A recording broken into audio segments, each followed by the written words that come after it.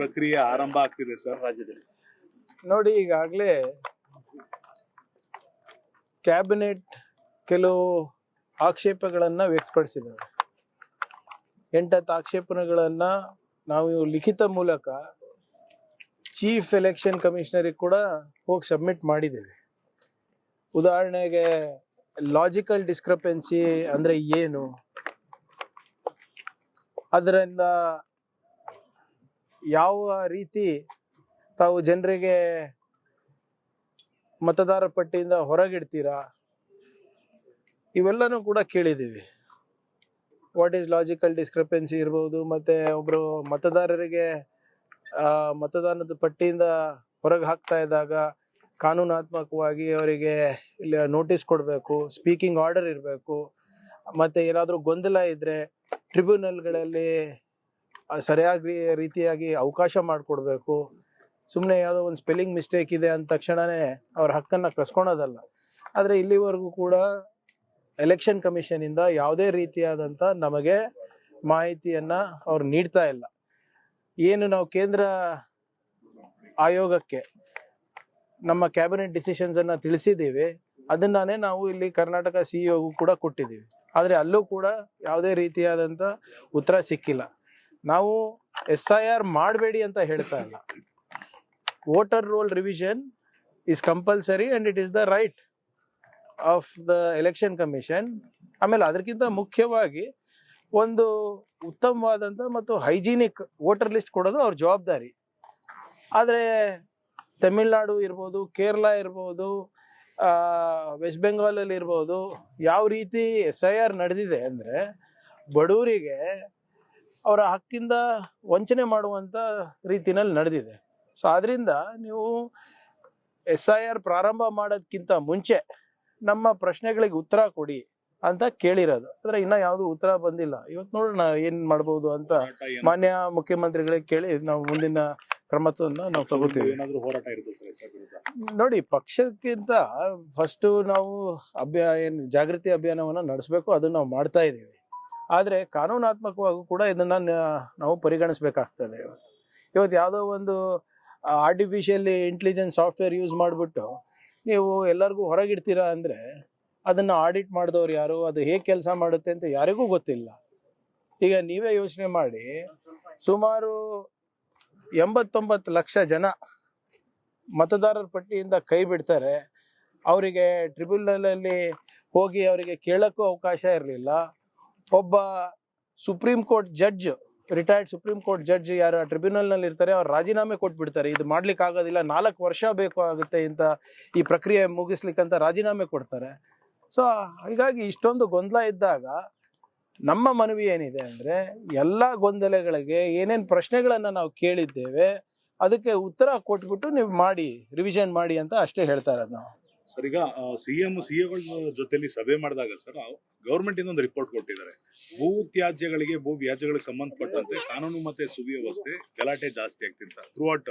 ಯಾವುದಕ್ಕೆ ಸರಿ ಅರ್ಥ ಆಗಿಲ್ಲ. ಭೂಮಿ ವಶಪಡಿಸಿಕೊಂಡಂತ ಸಂದರ್ಭದಲ್ಲಿ ಆಗ್ತಿರಂತ ಹೋರಾಟಗಳಿಂದ ಕಾನೂನು ಸುವ್ಯವಸ್ಥೆಗೆ ಸಮಸ್ಯೆ ಆಗ್ತಿದೆ ಅಂತ ಸಿಎಂ ಅವರೇ ನೋಡಿ, ಲ್ಯಾಂಡ್ ಅಕ್ವಿಸಿಷನ್ ಲಾ ಬಹಳ ಕ್ಲಿಯರ್ ಆಗಿದೆ. ಯಾರು ಒತ್ತಾಯ ಪೂರ್ವಕವಾಗಿ ಜಬರ್ದಸ್ತಿ ಮಾಡಿ ಲ್ಯಾಂಡ್ ತಗೊಳಕ್ ಆಗೋದಿಲ್ಲ. ರೈತರದು ಎಲ್ಲೆಲ್ಲಿ ಅವರು ಸ್ವಪ್ರೇರಣೆಯಿಂದ ಕೊಡ್ತಾರೆ, ಸ್ವ ಇಚ್ಛೆಯಿಂದ ಕೊಡ್ತಾರೆ, ಅದನ್ನ ಮಾತ್ರ ನಾವು ಭೂಮಿ ವಶಕ್ಕೆ ತಗೋಬಹುದು. ಯಾರಿಗೆ ಕೊಡೋಕೆ ಇಷ್ಟ ಇಲ್ಲ 90-95% ಆಗಿದ್ರೆ then we can acquire the rest also ಅಂತ ಆ್ಯಕ್ಟ್ ಅಲ್ಲಿ ಇದೆ. ಈಗ ಉದಾಹರಣೆ ನೀವು ಚನ್ನರಾಯಪಟ್ಟಣದಲ್ಲಿ ದೇವನಹಳ್ಳಿನಲ್ಲಿ ನಾವು ಮಾಡಿಲ್ವಾ, ಅವ್ರು ಕೊಡೋಕೆ ಇಷ್ಟ ಇಲ್ಲ ಅಂದ್ರೆ ನಾವು ಅಗ್ರಿಕಲ್ಚರ್ ಝೋನ್ ಅಂತಾನೆ ಡಿಕ್ಲೇರ್ ಮಾಡಿದ್ವಿ ಅದನ್ನು. ಈಗ ಕೆಲವು ರೈತರು ಇಲ್ಲ ನಾವು ಇಂಡಸ್ಟ್ರಿ ಮಾಡಬೇಕು ಅಂದ್ಬಿಟ್ಟು ಕೆಲವು ಜನ ಬಂದಿದ್ದಾರೆ. ಅದು ಪರಿಶೀಲನೆ ಮಾಡಿ ಅದು ಖರೀದಿ ಅಕ್ವೈರ್ ಮಾಡ್ಬೋದು ಅಂತ ನೋಡ್ತಾ ಇದ್ದೀವಿ. Nobody can force farmers to sell their land.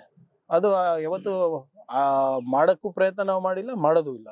Sir, ಈಗ ಬಿಡದಿ ಟೌನ್ಶಿಪ್ ವಿಚಾರಕ್ಕೆ ಸಂಬಂಧಪಟ್ಟಂತೆ ಕಾಂಗ್ರೆಸ್ ನಾಯಕರು ಕುಮಾರಸ್ವಾಮಿ ವಿರುದ್ಧ ಒಂದಷ್ಟು ಅಟ್ಯಾಕ್ ವಾಗ್ದಾಳಿ ನಡೆಸುವ ಸಂದರ್ಭ ಕುಮಾರಸ್ವಾಮಿ ಒಂದು ಹೇಳಿಕೆ ಕೊಟ್ಟಿದ್ದಾರೆ. 2018 ಯಾರು ನಮ್ಮ ಮನೆ ಬಾಗ್ಲಿಗೆ ಬಂದಿದ್ರು ಕಾಂಗ್ರೆಸ್ನವರು, ಅಸ್ತಿತ್ವದ ಬಗ್ಗೆ ಪ್ರಶ್ನೆ ಮಾಡ್ತಾರಲ್ಲ ಅಂತ ಹೇಳಿ. ನೋಡಿ ಅಪ್ಪ, ಯಾರ ಮನೆ ಬಾಗ್ಲಿಗೆ ಹೋಗಿದ್ದು, ಯಾರ ಮನೆ ಬಾಗ್ಲಿಂದ ಹೊರಗೆ ಬಂದಿದ್ದು ಎಲ್ಲ ಗೊತ್ತಿದೆ ಅಲ್ಲ. ಸರ್ಕಾರ ಯಾಕೆ ಬಿತ್ತು ಅಂತ ಗೊತ್ತಿಲ್ವಾ ನಮಗೆ? ಸರಿಯಾಗಿ ಈಗ ಅವಾಗ ಆಗ್ಬೇಕಾದಾಗ ಎಲ್ಲ ಸಿದ್ಧಾಂತ ತತ್ವ ಒಂದೇ ಅಂತ ಹೇಳಿದ್ರು. ಇದೇ ಮಾಜಿ ಮುಖ್ಯಮಂತ್ರಿಗಳು ಕೇಂದ್ರ ಸಚಿವರು ಒಂದು ದೊಡ್ಡ ಆರ್ಟಿಕಲೇ ಬರ್ತಿದ್ರಲ್ಲ RSS ವಿರುದ್ಧ, ಎಂತ ವಿಷ ಜಂತು ಅಂತ ಬರ್ತಿದ್ರ ಇಲ್ಲ ಆರ್ಟಿಕಲ್. ಅವಾಗ ನಮ್ದು ಅವ್ರದ್ದು ಸಿದ್ಧಾಂತ ತತ್ವ ಒಂದೇ ಇತ್ತು. ಈಗೇನೋ ಬೇರೆದಾಗಿದೆ, ಈಗೇನೋ ಅರಿವಾಗಿದೆ ಅಂತ ಅವ್ರು ಹೇಳ್ತಾ ಇದ್ದಾರೆ. ಈಗ ಮೇಲೆ ಇದ್ದಾರೆ, ಯಾರ ಮನೆ ಬಾಗಿಲಿಗೆ ಬಂದಿದ್ರು, ಏನೇನಾಯ್ತು ನನಗೂ ಗೊತ್ತಿದೆ. ಆ ಸೂಕ್ಷ್ಮ ವಿಚಾರಗಳೆಲ್ಲ ಮೀಡಿಯಾನಲ್ಲಿ ಇವಾಗೆಲ್ಲ ಚರ್ಚೆ ಮಾಡಬೇಕಾಗಿದ್ದು.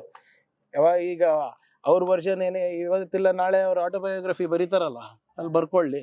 ನಮ್ದು ಬರಿಬೇಕಾದ್ರೆ ನಾವು ಬರ್ಕೊಂತೀವಿ. ಸರ್ ಇದ್ರದ್ದು ಕಲ್ಯಾಣ ಕರ್ನಾಟಕ ವಿಪಕ್ಷ ನಾಯಕರು ಈಗ ಸಾಮಾಜಿಕ ಜಾಲತಾಣ ಬರ್ದಾಕಿರೋದು 18,000 ಶಾಲೆಗಳು ದುಸ್ಥಿತಿಗೆ ತಲುಪಿದಾವೆ, ಕೆಲಸ ಝೀರೋ, ವಿವಾದ ಹೀರೋ ಅಂತ ಪದ ಮೆನ್ಷನ್ ಮಾಡಿದ್ದಾರೆ ಸರ್. ನೋಡಿ ಇವ್ರೆ, ವಿರೋಧ ಪಕ್ಷದವ್ರ ಹತ್ರ ನಾವು ಕಲ್ಯಾಣ ಕರ್ನಾಟಕ ಅಭಿವೃದ್ಧಿ ಬಗ್ಗೆ ಕಲಿಯೋದು ಏನೂ ಇಲ್ಲ.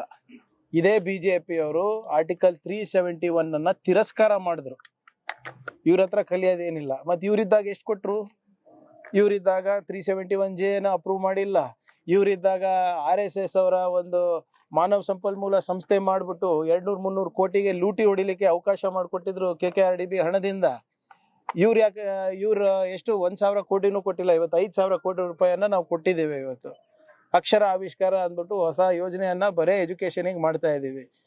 ಇಲ್ಲಿ ಬೆಂಗಳೂರಿನಲ್ಲಿ ಕೂತ್ಕೊಂಡು ಇವ್ರು ನಮ್ಮ ಭಾಗದ ಬಗ್ಗೆ ಮಾತಾಡ್ತಾರಲ್ಲ, ಇವರಿದ್ದಾಗ ಏನ್ ಮಾಡಿದ್ರು ಅಂತ ಹೇಳ್ಬಿಡ್ಲಿ. ನಾನು 5 ಮುಖ್ಯಮಂತ್ರಿಗಳು ಕೊಟ್ರಲ್ಲಪ್ಪ BJP ಅವರು, ಏನೇನ್ ಮಾಡಿದೀರಾ ನೀವು ಹೇಳ್ಬಿಡಿ. ಒಂದು ESIC ಹಾಸ್ಪಿಟಲ್ ಕಟ್ಟಿಸಿದ್ರಾ, ಜಯದೇವ ಕಟ್ಟಿಸಿದ್ರಾ, ಕಿದ್ವಾಯ್ ಕಟ್ಟಿಸಿದ್ರಾ, ಏರ್ಪೋರ್ಟ್ ಕಟ್ಟಿಸಿದ್ರಾ, ರೈಲ್ವೆ ಸ್ಟೇಷನ್ ಕಟ್ಟಿಸಿದ್ರಾ, ಡ್ಯಾಮ್ ಕಟ್ಟಿಸಿದ್ರಾ?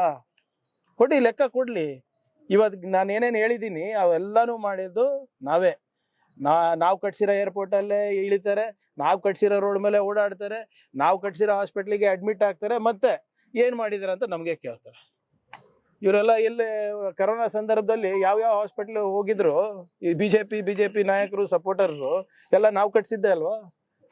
ಸರ್, ಈಗ ಕೆಂಪೇಗೌಡ ಜಯಂತಿ ಸಮಯದಲ್ಲಿ ಗಲಾಟೆ ಸಂಬಂಧಪಟ್ಟಂತೆ ಅರೆಸ್ಟ್ ಆಗಿದ್ದಾರೆ. ಅದಕ್ಕೆ ಕಾಂಗ್ರೆಸ್ BJP ಅವ್ರು ಏನ್ ಹೇಳ್ತಿದ್ದಾರೆ, ಪ್ರಚೋದನೆ ಮಾಡಿದವ್ರ ವಿರುದ್ಧ ಕ್ರಮ ಆಗ್ಬೇಕಲ್ಲ. ಎಲ್ಲಿ ಅರೆಸ್ಟ್ ಆಗಿರೋದು? ಚಿಕ್ಕಬಳ್ಳಾಪುರ. ನೋಡಿ, ಯಾರೇ ಇದ್ರು ಕಂಪ್ಲೇಂಟ್ ಕೊಟ್ರೆ ತಗೋತೀವಿ.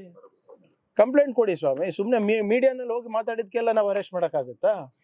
FIR ಮಾಡಿ, FIR ಕೊಡಿ, ವಿ ವಿಲ್ ದಾಖಲಾದ್ರೆ ನಾವು ಆಕ್ಷನ್ ತಗೋತೀವಿ. ನೀವು ಮೀಡಿಯಾ ಟ್ರಯಲ್ ಮಾಡಾಕಿದ್ರೆ ಅದು ನಿಮ್ಮ ಇಷ್ಟ. ಬನ್ನಿ, ಕಂಪ್ಲೇಂಟ್ ಕೊಡಿ. ಕಂಪ್ಲೇಂಟ್ ಅಲ್ಲಿ ಏನಾದ್ರು ನಮ್ಗೆ ಸಾಕ್ಷಿ ಸಿಕ್ಕಿದ್ರೆ ಅರೆಸ್ಟ್ ಮಾಡ್ತೀವಿ. ಅದು ಇದು ಬಿಟ್ಟು ನೀವು ಮೀಡಿಯಾ ಮುಂದೆ ಹೋಗ್ಬಿಟ್ಟು FIR ಆಗಿಲ್ಲ, ಅರೆಸ್ಟ್ ಆಗಿಲ್ಲ ಅಂತ ಹೇಳಿದ್ರೆ ನಮ್ಗೇನ್ ಗೊತ್ತು? ನನ್ನ ಮಾಹಿತಿ ಪ್ರಕಾರ ಯಾರು ಅಲ್ಲಿ ಸ್ಟೇಷನ್ಗೆ ಬಂದು ಏನೂ ಕೊಟ್ಟಿಲ್ಲ. ಕೊಟ್ರೆ ವಿ ವಿಲ್ ಸಿ. ಬೆಂಗಳೂರಲ್ಲಿ 2 ಮಹಿಳೆಯರ ಕೊಲೆ ಆಗಿದೆ 2 ಗಂಟೆಗಳಲ್ಲಿ, 2 ಪ್ರತ್ಯೇಕ ಕೇಸ್ಗಳು. ಇದನ್ನ ವಾಪಸ್ಸು ಕಡಿಮೆ ಮಾಡೋದಕ್ಕೆ ಏನ್ ಪ್ರಯತ್ನ ಇಲ್ಲ? ನೋಡಿ, ಈಗ ಕಳೆದ 1 ವಾರದಲ್ಲಿ ಕೆಲವು ಭೀಕರ ಹತ್ಯೆಗಳು ನಡೆದಿದ್ದು ನಿಜ. ಆದ್ರೆ ತಾವು ಗಮನಿಸಬೇಕಾಗಿರೋದು ಏನಪ್ಪಾ ಅಂದ್ರೆ, ಅವೆಲ್ಲಾನು ಕೂಡ ಪರಿಚಿತರೇ ಮಾಡಿರೋದು, ಯಾರು ಅಪರಿಚಿತರು ಅಥವಾ ಈ law and order break down ಆಗಿದೆ ಅಂತ ಆಗಿಲ್ಲ. ಈಗ ಮೊನ್ನೆ ಒಂದು ಮನೆಯಲ್ಲಿ 3 ಹತ್ಯೆ ಮಾಡಿದ್ರು. ಯಾರು ಮಾಡಿರೋದು? ಮಗಳೇ ಹಲ್ಲೆ ಮಾಡಿರೋದು, ಅವ್ರ ತಂಗಿ ಮೇಲೆ, ಅವ್ರ ತಂದೆ ತಾಯಿ ಮೇಲೆ. ಮತ್ತೆ ಮೊನ್ನೆ ತುಮಕೂರಿನಲ್ಲಿ ನಡೆದಂತ ಘಟನೆ, ಎಲ್ಲರೂ ಪರಿಚಿತರೇ ಇದ್ರು 3-4 ವರ್ಷದಿಂದ. ಈಗ ನೀವ್ ಹೇಳ್ತಾ ಇರೋ ಘಟನೆಗಳು ಕೂಡ ಎಲ್ಲರೂ ಪರಿಚಿತರೇ ಇದ್ರು. ಸೊ ಹಿಂಗೆ ಲಾ ಅಂಡ್ ಆರ್ಡರ್ ಇಂದ ಇವತ್ತು ಅವು ಸಮಸ್ಯೆ ಆಗ್ತಾ ಇಲ್ಲ. ಅದು ವೈಯಕ್ತಿಕ ಕಾರಣಗಳಿರ್ಬೋದು, ಕೌಟುಂಬಿಕ ಕಾರಣಗಳಿಂದ ಇರ್ಬೋದು. ಅದು ನಮಗೆ ಕಂಡುಹಿಡಿಯೋದು ಸ್ವಲ್ಪ ಕಷ್ಟ ಆಗುತ್ತೆ. But what ever it is, ಜಾಗೃತಿ ಮೂಡಿಸೋದು ನಮ್ಮ ಕೆಲಸ ಇದೆ. We are doing hour best. % ಆರ್ಥಿಕ ಹೊರೆಯನ್ನ ರಾಜ್ಯ ಸರ್ಕಾರದ ಮೇಲೆ ಹಾಕ್ತಾ ಇದ್ದಾರೆ. ನಮ್ಗೆ ಕೇಳೇ ಇಲ್ಲ. That itself is unconstitutional, ಒಂದೇದು. ಆಮೇಲೆ ನಾವು ಹೇಳೋದು ಬಿಡಿ, ಇವತ್ತು ಮಧ್ಯಪ್ರದೇಶ ಸರ್ಕಾರ ಇರ್ಬೋದು, ಬಿಹಾರ್ ಇರ್ಬೋದು, ಆಂಧ್ರ ಪ್ರದೇಶ್ ಇರ್ಬೋದು, ಎಲ್ಲರೂ ಕೂಡ ಎಲ್ಲಿ BJP ಮತ್ತೆ BJP ಅವ್ರ ಸ್ನೇಹಿತರಿದ್ದಾರೆ, ಅವರೇ ಕೇಂದ್ರ ಸರ್ಕಾರಕ್ಕೆ ಪತ್ರ ಬರೆದಿರೋದು, ಇದು ತಾವು ಮಾಡ್ತಾ ಇರೋದು ಸರಿ ಇಲ್ಲ, ಏಕಾಏಕಿ 40% ಹೊರೆಯನ್ನ ನೀವು ಹಾಕ್ತಾ ಇದ್ದೀರಾ, ನೀವು ಗ್ಯಾರಂಟಿ ಅಂತ ಹೇಳ್ಬಿಟ್ಟು 60 ದಿನ ನಿಷೇಧ ಮಾಡ್ತಾ ಇದ್ದೀರಾ, ಏನು ಅಗ್ರಿಕಲ್ಚರ್ ಪೀಕ್ ಸೀಸನ್ ಅಲ್ಲಿ ಕಾರ್ಮಿಕರಿಗೆ ಕೆಲಸ ಕೊಡ್ಲಾರ್ದೆ. ಇವೆಲ್ಲ ಅವರು ಬರ್ದಿರೋದಲ್ಲ, ನಾವು ಅಷ್ಟೇ ಅಲ್ಲ. ಇವತ್ತು BJP ರೂಲ್ ಸ್ಟೇಟ್ಸ್ ಇರ್ಬೋದು ಅಥವಾ BJP ಅವರ ಅಲೈಸ್ ಇರ್ಬೋದು, ಅವರು ಕೂಡ ಇದೇ ನಾವು ಕೇಳ್ತಾ ಇರೋ ಪ್ರಶ್ನೆಗಳೇ ಹೇಳ್ತಾ ಇರೋದು. ಸೊ ಒಂದು ಸೂಟ್ ತಯಾರು ಮಾಡಬೇಕು ಅಂತ ಆಲೋಚನೆಯಲ್ಲಿದೆ. ಮಾನ್ಯ ಈಶ್ವರ್ ಖಂಡ್ರೆ ಅವರು ಅದ್ರ ಬಗ್ಗೆ ಸೂಕ್ತ ಕ್ರಮ ತಗೋತಾರೆ. Thank you sir.